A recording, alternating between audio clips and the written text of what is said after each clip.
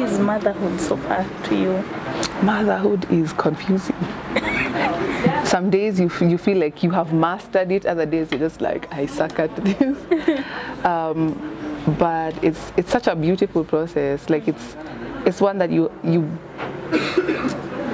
I don't know, it just changes you. It changes you into someone. You sort of start discovering things about yourself that you didn't know before. And personally, I feel like I've gotten stronger as a person, emotionally stronger. Just being the mother to someone. It's crazy. It's a very crazy thing, but it's such an amazing experience. Now, what are the 2 things that your daughter might have taught you since you became a mom? Oh, that I can be patient. I'm was a really impatient person. Like I'm living the instant life. I want things in the microwave. Like I just want things to happen. Shoot. I don't have time to stop and just wait. But just seeing her growing up and being patient in the fact that, like, just seeing her growing from she can't move around by herself to she's crawling, she's walking, she's running, now she's riding her bike. Or like now she's talking, she's forming sentences. It's just taught me, one, how to be patient, and then also how to just take time to appreciate the present. Oh, that's amazing. And what are some of the challenges like a single mom faces when raising their children alone? I guess it's always the question of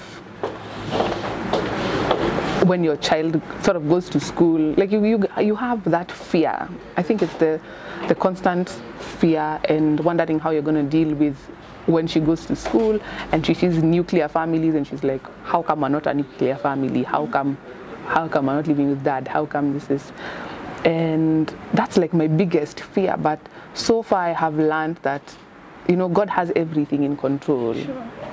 Because let me tell you, I was worried about it. But then when she started school, like, she understands things and she's not as deeply concerned. Maybe she will ask, but she's not as deeply concerned as I am. She's not as emotional as I will get. Yeah, it's so strange. Adults, we exaggerate things in our minds. I think another thing also is just the worry of, will I be able to provide for this human being on my own? It's easy to sink into that, the self-pity, like, oh, you know, I'm alone, other people have 2 parents, and like that they can do together, they can pay fees together, they can do this together. And for me, it's, in the beginning I was freaking out, but after like her first term in school, I was like, I was able to pay school fees, I was able to do this, I was able to make sure she goes to school every day on time, and she got everything she needed. Her snacks were there, I could buy this for her. And I was like, oh, so I can do this. Let me tell you, it's all God. It's all just learning how to let go. And like, do your best, let go, God will do the rest. Yeah, sure. And okay, I don't know whether you're going to answer this. Don't ask. Okay. Just don't ask it. Is the baby daddy? Just don't ask it. Just don't ask it. Just don't ask it. Just don't ask it. Because I'm not going to answer. Yeah. Okay. But you cannot. Should not.